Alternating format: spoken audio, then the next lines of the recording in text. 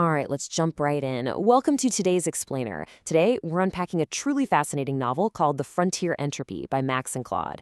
And right off the bat, I have to say, this story completely rejects those mindless action movie apocalypse tropes we're all so incredibly used to seeing. Instead, it gives us a survival procedural.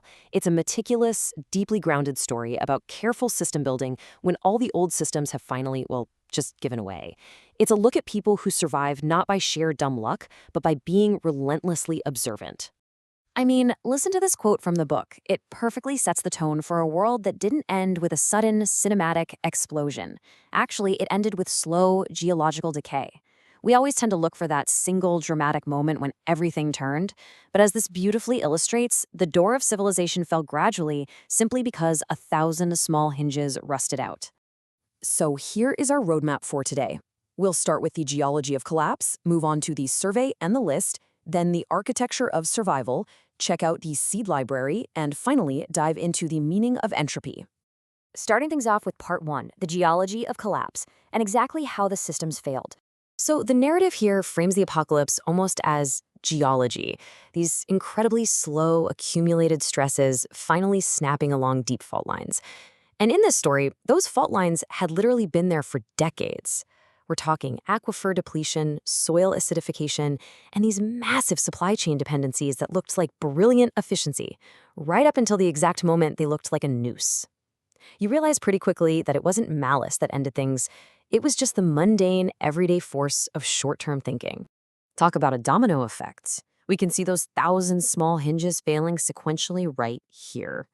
3 massive catastrophes hit in just an 18-month span. First, you've got this prolonged drought completely strangling the shipping lanes. Second, the power grid, which had been cannibalized for years just to service bond debts, finally gives out like an old man dying. That completely takes out the cold chain and wrecks food security. And then, finally, the devastating fires sweep through. 12 million hectares. That is exactly how much land burned up in just 3 short months. And you want to know the truly shocking part? Those 12 million hectares of soybean monocultures burn that fast because literally all the natural friction and biodiversity had been actively stripped from the Argentine landscape in the name of industrial farming. There were no hedgerows, there were no native grasslands left to act as a natural speed bump. The relentless pursuit of maximum yield created absolute maximum vulnerability. Moving on to part 2, the survey and the list, our tools for the post-collapse. So we meet our main character, Rook. He's a former surveyor, and he essentially uses objective observation as his primary weapon. He totally replaces ideology and panic with this extreme granular awareness. Whether he's sitting there counting his exactly 92 full metal jacket rifle rounds or tracking a rival faction's guard rotation, Rook survives because he measures exactly what is in front of him. He reads the landscape the exact same way a scientist reads data. Meanwhile, you have another central character, Pilar, and her weapon is patience. She's running one of the very last functional farms, and she's literally spent 2 whole years building a mental catalog of resources across a 300-kilometer radius. Her list proves that in a post-collapse world, organized information is absolutely the most vital infrastructure of all. She knows exactly where a hardware store sits abandoned, where medical supplies are stashed. She gets that knowing where things are is just as crucial as actually having them.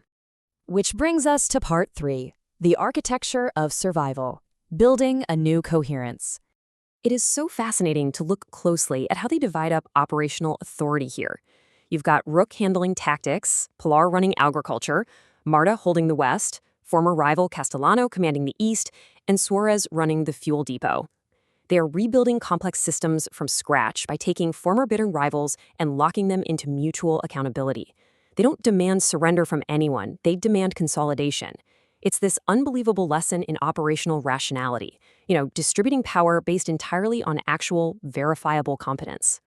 And their step-by-step procedural approach is exactly what allows them to shift from just scraping by in desperate survival mode to actively defending a legitimate 62-square-kilometer territory.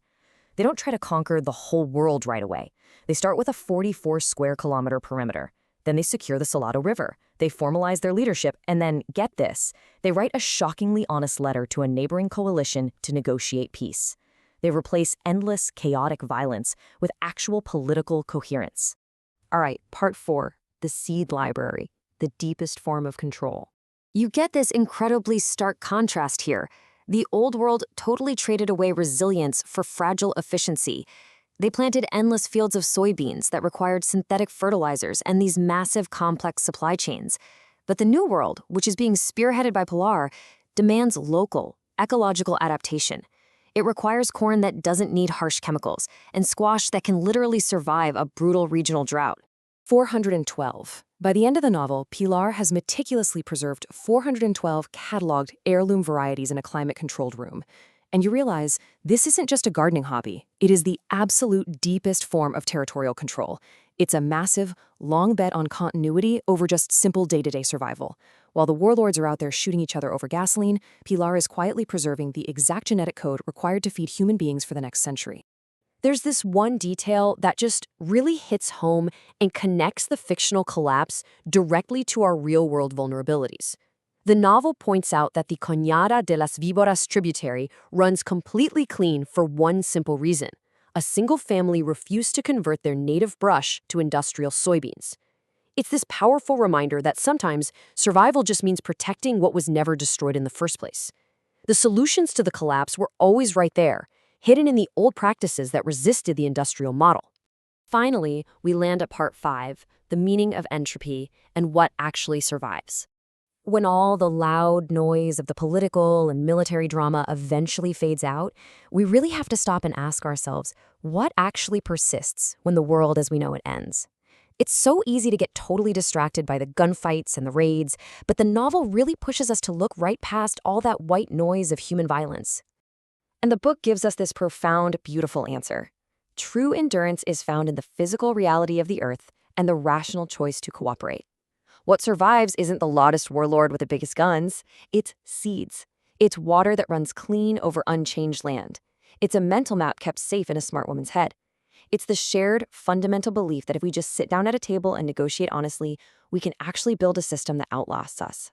And this brings us right to the ultimate thesis of the text. Entropy has two faces here. Yes, on one hand, it is the terrifying decay of the old world into violence and total disorder, but, and this is huge, that exact same disorder creates a frontier of absolute maximum possibility for those who are patient enough to map it out.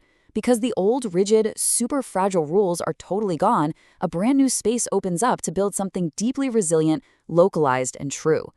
So I want to leave you with this final thought to consider about our own completely fragile reality. When our systems hit their inevitable breaking point, what are we going to do? Are we going to be the raiders fighting over the scraps of a dying paradigm? Or will we be the surveyors and the farmers, taking objective stock of our world and planning for the long term? I really hope this explainer gave you a fascinating new perspective to chew on today. Thank you so much for joining me, and keep observing the world around you.